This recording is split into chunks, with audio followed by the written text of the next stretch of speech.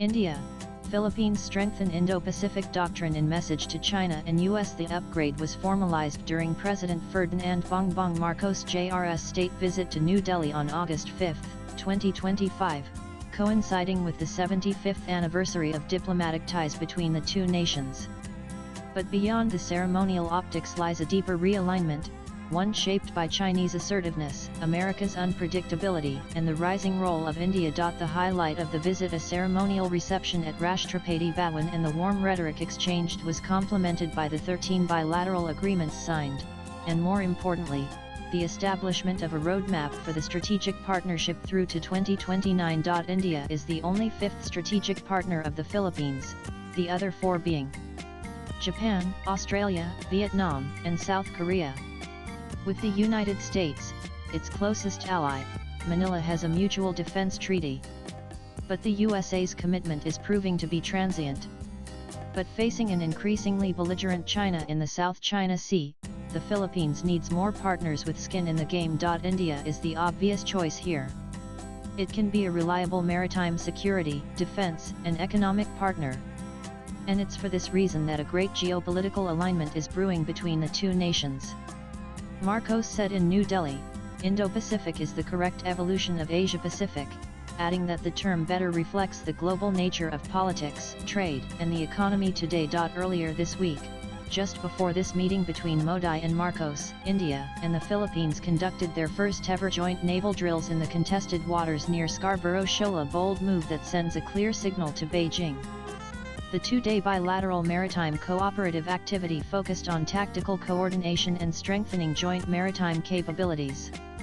The optics cannot be understated. An Indian warship conducting operations in waters where Chinese vessels have routinely harassed Filipino fishermen and naval craft. India is also in talks with Manila to develop submarine infrastructure in the Philippines, further reinforcing trust and long-term defense alignment. The defense pillar is anchored by the $375 million BrahMos missile deal in 2022.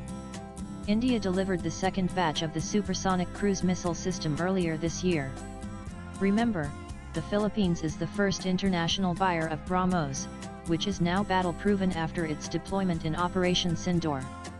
With timely delivery and combat-proven reliability, the Philippines' decision to bet on India's defense industry has paid off.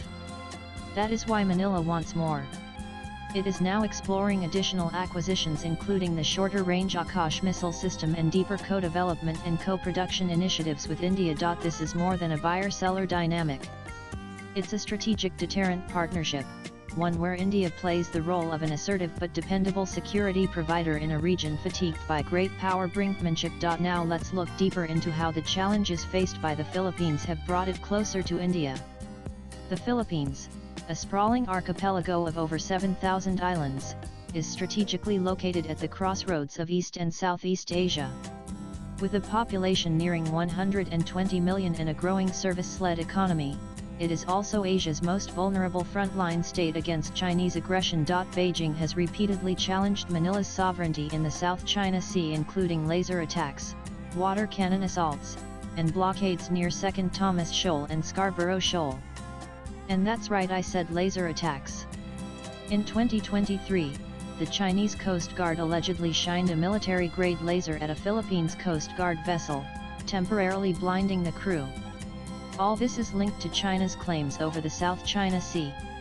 Despite a 2016 International Tribunal ruling that rejected China's expansive maritime claims against the Philippines, Beijing continues to operate with impunity. The US remains a treaty ally of the Philippines, but as recent history shows, from Trump's tariff threats to his abandonment of Taiwan visit plans, Washington's support can be erratic. In contrast, India offers strategic stability without conditions, a partner that shares maritime concerns, respects sovereignty, and doesn't seek to dominate. With this, India's Indo-Pacific Doctrine has come of age.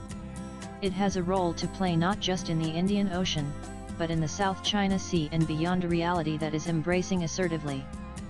For India, the Philippines is a crucial link in a web of like-minded maritime democracies, including Japan, Australia, and Indonesia.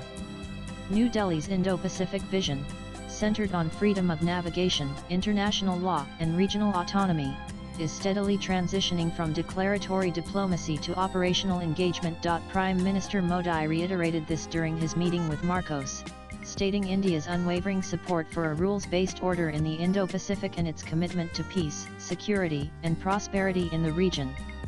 Notably, India also revised its official position last year to support the 2016 Arbitral Tribunal ruling, reflecting its growing alignment with Southeast Asian concerns over China.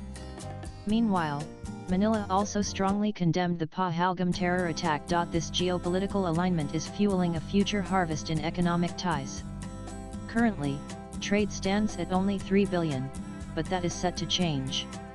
Starting off with a powerful gesture, Manila announced visa-free entry for Indian tourists, while India will reciprocate with free visas for Filipinos. Direct flights between the two countries are also set to begin.